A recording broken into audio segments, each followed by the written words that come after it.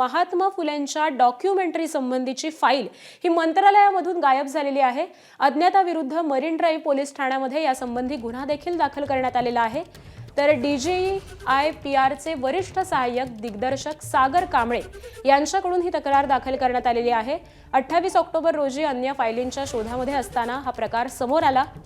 मूळ फाईलीच्या जागी duplicate file ठेवल्याची बाब देखील समोर आलेली आहे।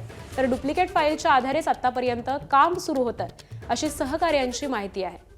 1 जानेवारी 2017 ते 31 मार्च 2020 दरम्यान या डॉक्युमेंटरीच्या फाईलचे रेकॉर्ड देखील गायब झालेले आहेत अशी माहिती सध्या समोर येते। आणि याच संदर्भातले अपडेट जाणून घेऊयात। आमचे प्रतिनिधी सूरज सावंत सध्या आपल्या सोबत आहेत। सूरज, या डॉक्युमेंटरी संबंधीची एक फाईल चक्क मंत्रालयामधून गायब होते। नक्कीच आकांक्षा, आपण जर पाहिलं तर मंत्रालयात अनेक महत्त्वाच्या फाईल्स असतात आणि अशातच मंत्रालयातनं जर का अशा महत्त्वाच्या विचारवंतांच्या जर फाईल्स डॉक्युमेंटरीज महत्त्वाच्या आहेत त्यात जर गायब होणार असतील तर खरंच प्रश्न उपस्थित होतो की मंत्रालयात नेमकं चाललंय काय आणि मुख्यमंत्री यांचं यावर लक्ष आहे का।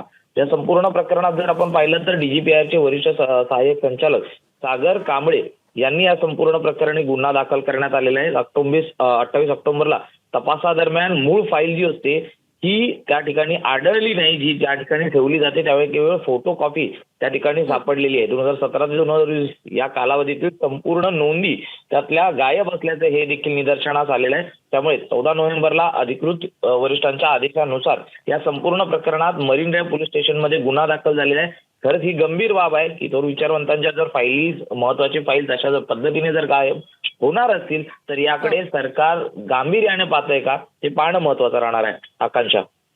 अगदी अतिशय गंभीर अशी ही बाब आहे, त्यामुळे तपास नेमका कोणत्या दिशेने चालतो हे पाहणं महत्त्वाचं ठरणार आहे।